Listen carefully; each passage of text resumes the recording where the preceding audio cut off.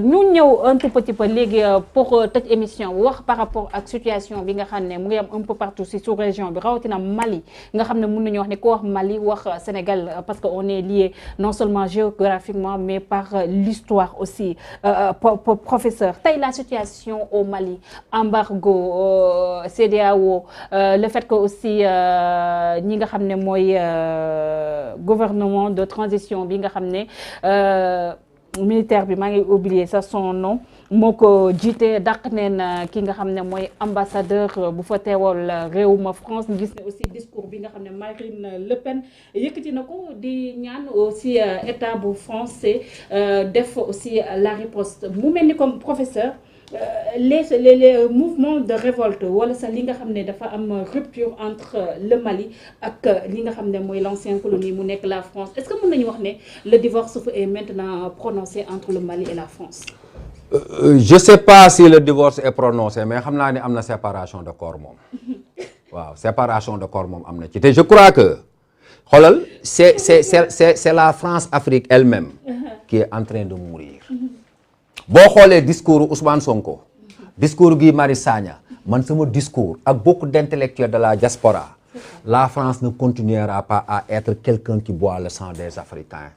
Tôt ou tard dafay jeex dans 5 ans dans 10 ans dans 20 ans je ne sais pas parce que xam nga lu tax professeur Balma je sais juste pour vous relancer est-ce que def nañ ko avec une prise de conscience rawatina de manière intelligente aussi professeur des coups d'État aussi en finir aussi en 2021 en 2022 excusez-moi est-ce que loolu la Afrique aussi soxla am na internaute bu ma jox tur bi c'est Assimi Goïta merci Ndiaga Gaye merci beaucoup daf ma échappé c'est Assimi Goïta professeur est-ce que loolu aussi moom la africain yi soxla aussi professeur? non xam nga madame gis nga la marche de l'histoire elle est toujours douloureuse mais la France elle a connu sa révolution en 1789 on a tué des rois Napoléon est venu rétablir la République. Mais le peuple était préparé psychologiquement, moralement et voilà, mentalement aussi, professeur. Waaw, mais est-ce qu'on est prêt? Non, xam nga, c'est-à-dire que il faut regarder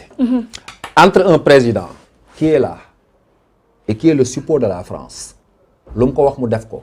di ko signaloo exactement comme le président du Sénégal comme le président de la Côte d'Ivoire est-ce que nga bàyyi président boobu wala nga buux ko par les autres moyens c'est un problème de choix c'est-à-dire que l'essentiel tu as raison on aurait pu prendre le temps nécessaire citoyennement de conscientiser les gens mais l'histoire ne fonctionne pas comme ça. Aucun pays au monde n'a fonctionné comme ça. Attention, en 1789, les Français n'étaient pas aussi mûrs que ça. S'ils étaient aussi mûrs que ça, on n'allait pas encore restaurer l'esclavage et la royauté. Attention, c'est vrai qu'il y a des philosophes. Non, loolu nit ñi dañ koy wax rek gis nga. L'Afrique, elle bouge. Ces petits Macron-là, il viendra un moment où des présidents africains les regarderont dans les yeux et leur diront allez vous faire foutre. loolu moom mooy dëgg bi tubaab yi moomuñu sonal nañu jàmm nañu mais regarde aujourd'hui les gens qui sont en train de faire dans ce pays au Mali là mais xam nga li ci metti mooy malheureusement ñaar la ce sont des Africains qui vont sanctionner la CEDEAO c'est un truc rek voilà la CEDEAO elle sert à quoi en réalité combien de personnes ne savent même pas ce que ça signifie la CEDEAO mais est-ce que même le Sénégal devait suivre mais le Sénégal ne devrait pas suivre mais le Sénégal va suivre parce que le président du Sénégal bu nuyu Macron ñaari loxo la koy jox. Ça on l'a déjà vu. C'est la même chose que gis nañ ay fuites Alassane Ouattara. qui traite ses militants d'ignorants. ñan ñooy les ignorants ñoom ñi jàng ñu élire leen. ñu jël seen réew jox ko France ñoom ñooy ay vrais les intellectuels. Non il faut regarder en réalité qui est ignorant. Man je ne suis pas pour les coups d'État. Mais ce qui est anticonstitutionnel mooy ñu fal la nga waat ñu teg la. nga ne damay défendre sama réew damay protéger sama constitution sama territoire samay richesse loolu yëpp nga jël ko teg ko di jox tubaab bi ñuy mucc di yóbbu ñooñu luñ leen def baax na. mais chasser la France si beneen loxo bi récupérer aussi d'autres puissances voilà. comme la Russie c'est le malheur. voilà c'est le malheur là aussi ça pose problème aussi. non je suis d'accord avec toi. je suis d'accord Hervé Fall. le panafricaniste daf ko doon wax mu ne en réalité on nous cherche un nouveau maître. gis nga qu'il s'appelle Poutine. qu'il s'appelle Trump, qu'il s'appelle Joe, qu'il s'appelle Macron. benn intérêt lañ am. le partage de l'Afrique mooy le partage de l'Afrique mais xam nga au moins. avantage bi ci am mooy c'est-à-dire que gis nga français. dañoo salté. seen colonisation. dafa salté.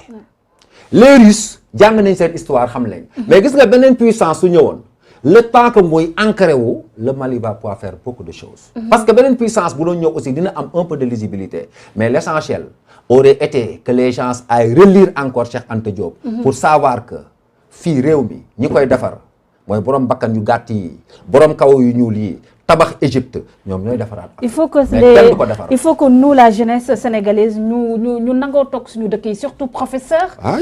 tabax ko aussi dem jàngi ji aussi tamit ñu bàyyi aussi dans la critique facile on aime bien. écraser nos héros ñi nga xam ne nos héros ñi nga xam ne dañuy jéem def dara. et c'est vraiment dommage.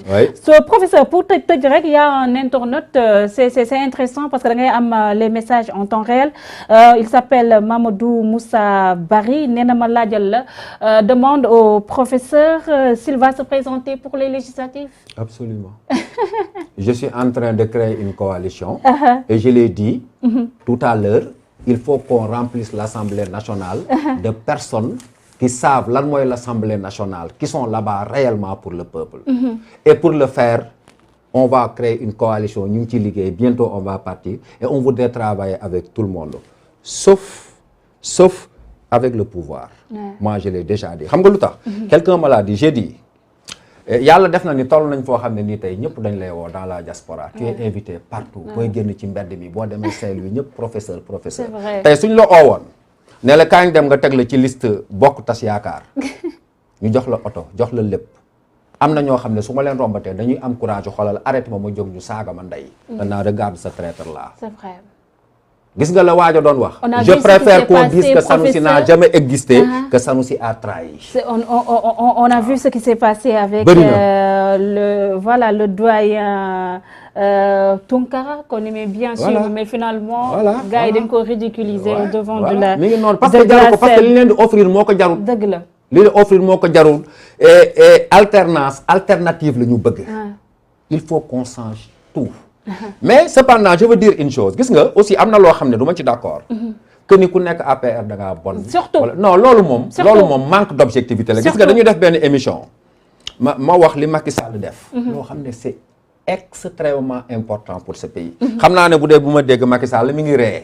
waaw parce que moom dégg naa ne day wax ni man lu bon rek laay wax ci moom non du loolu évidemment ce sont des gens qui me l'ont rapporté man xaw ma ndax xam na wala xamuma sax de toute façon ça c'est pas mon problème man su ma jàng mais il connaît tout le monde waaw peut-être waaw mun nañu xam sax parce que de toute façon moom son frère Alioune Sall c'est mon ami l'ex-maire de Guédiawaye que je salue. C'est ton ami. C'est mon ami. ñoo jàngandoo. ñoo bokkandoo defal na ma teraanga bu bëri. Macha Allah la dernière fois daf ma tijjil estatam jox ma 400 000 francs. Je ne m'en cache pas mais c'est pour le travail. Macha Allah mayu ma ko man dama ko doon liggéeyal. dañuy liggéey l'association des. Mais c'est normal de collaborer même avec nos maires mais c'est ça mais man tey. attends bu ma Macky Sall owoon aujourd'hui en tant que président de la République mais dama koy wuyu ji. C'est vrai mais man maa ko fal. palais bi mu nekk mais suñu palais la. li muy lekk ñun ñoo ko moom. mais c'est-à-dire que je travaillerai pas avec eux. mais bu la wootee da nga dem wuyu ji ko. il faut aller répondre parce que moom mooy suñu kilifa la moom moo ci nekk. mais élection yi suñu bëggee mu jaar yoon je le répète képp ku fi nekk maire. wala nga nekk leneen soo bëggee nekk député sénégalais yi bu leen votel parce que c'est injuste. ba pare système raw gàddu bii Macky Sall moo waxoon 2011 da koy dindi. da ko dindi su ñemee. bu ko dindee moom dina xam fi nit ñi toll ci moom. dina gis assemblée nationale boo xam ne APR. xawma du 125 députés la fa am xawma 100 yëpp danañ ko jël bu neexee yàlla mais bu ko dindiwul nag ça va poser des problèmes et pourtant moom moo ñu ko waxoon ça va poser des problèmes peut-être bu ñu continuer si boo leen continuer si ay seen ay lutte rek inchallahu rabbi lépp dina sotti professeur merci beaucoup merci aux internautes aussi ils étaient nombreux di ñuy suivre un peu partout suñu plateforme yi YouTube bi on était à 1000 et quelques si heure bi nga xam ne mën nañu wax ne voilà du week-end à 16-17 heures ñu lay suivre ça montre carrément qu'il y a une partie de la jeunesse sénégalaise rawatina sax les moins jeunes yoo xam ne soxla neen ñu mel ni comme professeur Sanoussi Ba man mbégte ak bànneex lay am à chaque fois bu ma lay dalal man damay jàng j'apprends beaucoup avec vous. mais c'est normal c'est normal. merci beaucoup c'est normal mais man aussi dinaa la wax dara. et c'est pas pour jeter des fleurs parce que ñun ay Nietzschéens lañ. on n'aime pas trop jeter des fleurs.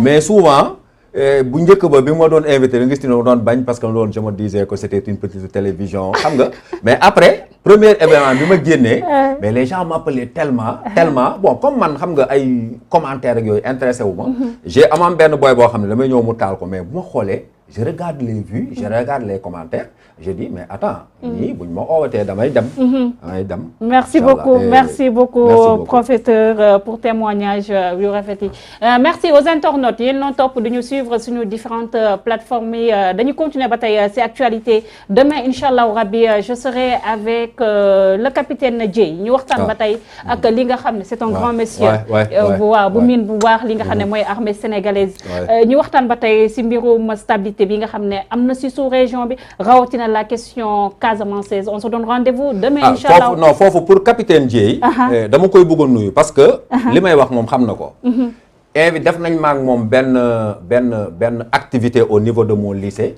et le capitaine Dieye lui-même il m'a envoyé un message il fait beaucoup dans le social non il m'a envoyé un message SMS moom capitaine Dieye di ma wax ne tu fais partie des personnes que je suis le plus et que j'estime le plus dans ce pays. Il est bon. ma tontu ko il est très bon déglu naa ko aussi. il fait beaucoup dans le social c'est un esprit. surtout day dugg ci hôpitaux yi. ça je ne savais pas mais je sais que c'est un esprit. on tend la main au capitaine Dieye. il faut qu'il vienne qu'on travaille ensemble. tout le Sénégal xam naa ay xaritam ñoom Assane Seck que je remercie samay élèves lañ. et je crois qu'on se entend. pour ñu cette pourriture bi nekk fii ci assemblée bi. ak pays bi ñu dindi ko. pour liggéeyal Sénégal. parce que Sénégal ñi fi tëdd ak sacrifice bi fi Mamadou Dia def sacrifice bi fi ñëpp def non waruñ mën a seetaande mu nekk dans cette pauvreté là non déedéet. c'est le moment c'est le moment ou jamais comme ni ñu koy waxee. merci beaucoup à demain inchallah jërëjëf.